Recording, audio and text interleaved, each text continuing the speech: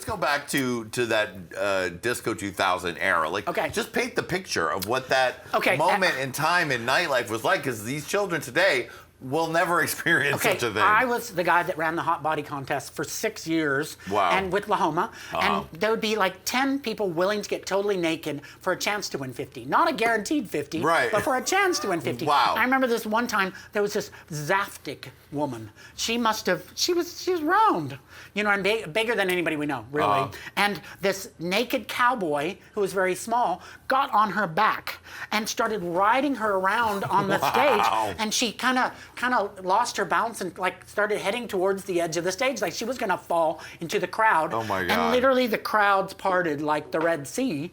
And it was like, oh, and then she kind of got her balance. But I mean, every night was like that, and seeing celebrities thinking that they were having sex in private, like with crowds watching them behind a see-through wall. I remember one of the pop music stars, the big pop music stars, thought he was so cool and got some cute little boy in the back. And meanwhile, they had a see-through window on the other side. So he was doing shows for the entire thing. And I saw all these designers with their penises out.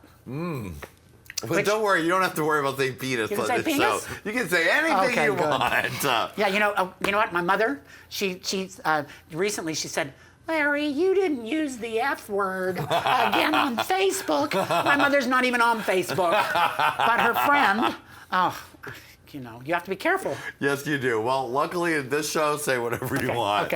So it was a very debaucherous, crazy time. Yeah. And then when that thing happened, when Michael Alley got convicted, did it all just dry up?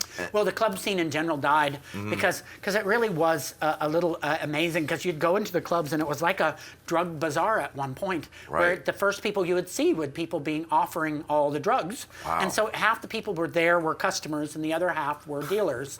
And you know what? I actually believe that it's okay. I think drugs can be a tool to open people up. I think a lot of people are really closed, and doing it every once in a while, I think is a great way to, especially E or something like that, could open somebody up. And they never are the same. They're more open about their sexuality. They're more open. They see another thing in human beings. They connect on, because it's really hard being a human. Yes. And so I think, I think it's good that they have drugs. But I mean, it's not good for me, but I'm glad. Listen, I'm so glad to have some drugs and alcohol for the children, because without it, it would be really tough. They would. They wouldn't be able to speak to anyone in human language. Would never get laid. No, for sure. Now, after the Michael Allig era kind of died, then that was another reinvention time for you, or where were you at during that period? I was getting sober. And so I remember it was like I couldn't get my wheels on the gravel. And then, I took a course called Landmark, and they made me do a project, a group project. Right, and Landmark was kind of like EST was in the 70s. It was EST, and it's one of those things where it teaches you how to become what it is you love to do, and you get rid of saying, oh, I can't do this and I can't do that. You learn your word is really powerful. And so I remember when I took that, I couldn't really work so much. I just couldn't get it going.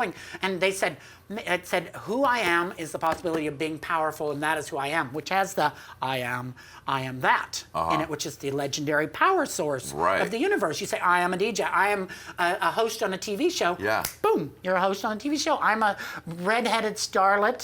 It's like, it's That's so you, much. Lady Red. Oh, she's not buying. Okay. But no, I do think that's the key. You have to, and people should know that anything is possible. Yeah. Like that. And so that was where I got my thing. And then I did my festival, which was part of the, my project was called Electroclash Festival. And now that word is in the Oxford English Dictionary, weirdly enough. Yeah, so you took the Landmark, and then you were like, did you have to create goals that you wanted to do, and that was one of the goals? It's not so much goals, it's just learning how to be successful. And they give you structure so you could do a project. And once you do a project, you wind up being the queen of the project. Right. With a lot of people. And then that gives you this weird power, and it's like owning your power, because we all have that power, that thing inside of us that we can tap into. And girl, I know the queens would tap into it more if they realized that they could use it for shopping. And for hair and nails. You know what I mean? That's true. It's not just just for, right. It's for the good stuff too. It's for sex and it's for enjoyment. It's for laughter. And so for me, there was so much I learned during that time. And, even becoming a drug addict, it was the best thing that ever happened to me because often the worst things that happen force you into the realm of the best things that ever happened. And that's the best thing that ever happened to me is that I became a drug addict because I couldn't drink and do drugs. And then suddenly I was able to use my talents. I had a hit record when I was 40 years old. Right. That I did for Princess Superstar called Licky. Yeah. But it was Larry T featuring Princess Superstar, and I was way older than you should have had a hit. And Santa Gold rapped on it with Steve Aoki. Yeah, I remember. It's a great record. Chantel, they rewrote it for Chantel, and even those kind of things were really unlikely for somebody that had crashed the car into the ditch. Yeah. Of the drug addiction. And but anything's possible. That's the exciting thing.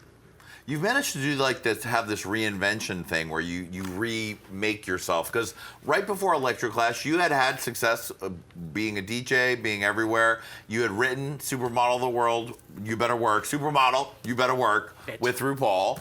And now, can you just tell me the story of how that came about, that record? You know what? I was living with Ru in the meat market, which can you imagine living in the meat market? Wow, in the meatpacking district? District in New York, which is wow. like minted, right? But we had this 3-story apartment, and I think our rent was like $400 each. Unbelievable. I know, and the queens out front, when they dropped the queens off from working, because it was a lot of working transgendered, non-conforming transgendered people. Yes. Gender non-conforming, whatever. They would be thrown out of the car, or when they would arrive looking good, right. that the queens would go, "You better work, bitch." And it was one of those things. At the same time, the supermodels were using the meat market. They would shoot the Chanel ads. They would shoot all the Tina Turner videos. What's love got to do with it? It was all shot in the meat market because it had a vibe then. And so it was when the supermodels ran into the working girls that turned in. It was like, you better work, bitch, because these girls would be walking through, the supermodels would be walking through,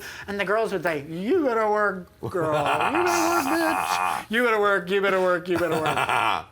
That's amazing. And so that was at the same time when Ru was revamping her look from like the punky, star when booty, she got the street makeover, hooker. Yeah, the Zaldi Matthew makeover. Yeah. And she was totally ready for that next step because she never really loved being in the clubs. She never really was a club kid because she was really talented from the beginning. And so she was ready and ready to like take on the real world of entertainment. And I remember she asked me at one point to be her manager, and oh my God, she would have gotten nowhere if I was her manager, because at the time I was talent. It's talent and management. Right. And I was running the clubs. And so I could not give up what I was doing to take her, and she would have gotten nowhere. But World of Wonder saw her, and they said, they saw it, and they, from the minute I saw RuPaul, I remember it was love at first sight. I just remember thinking, what is this in Atlanta, Georgia? And because he was so beautiful and so articulate and just like boom, boom, boom, boom, boom. And I remember thinking, oh, wow, what is this? So, I really feel lucky that I was in the right place at the right time and got to enjoy watching him, learn how to entertain, making the movies, we would do TV shows. We had a talk show called The American Music Show, and he was a guest, so he's always on there. And he had Dance-O-Rama, which was a show where he'd teach people how to dance. These were shows you filmed on VHS tapes for cable access or for just your own enjoyment? It was some of the very first cable access in America. Wow. Ru was right there. Mm-hmm. Right, I never look back and say, oh, those were good times. I wish I was back at this and that. It never occurs to me because I really love to see what the kids are up to now. I'm going to have some fun, and I'm going to stay sober. I'm going to hit 30 years sober, hopefully. Yes. And just keep having fun and keep watching Hey Qween, of course. Of course. Well, Larry, you've turned it so fiercely that you snatched the trophy, honey. And I know you like them young and fresh, Larry, so you've also won yourself a lap dance! No, don't shake his hand. Get on that! Now work, chick. Corey, come on, work. And make it work. And do it. It's a legendary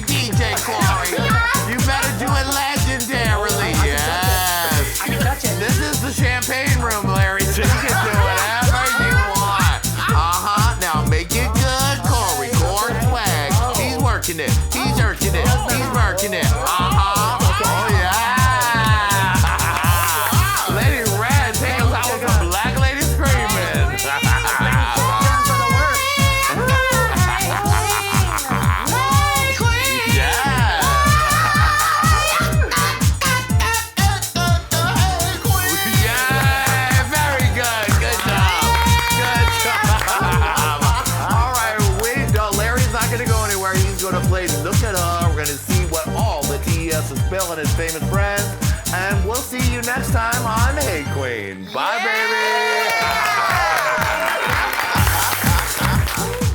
Hello, children.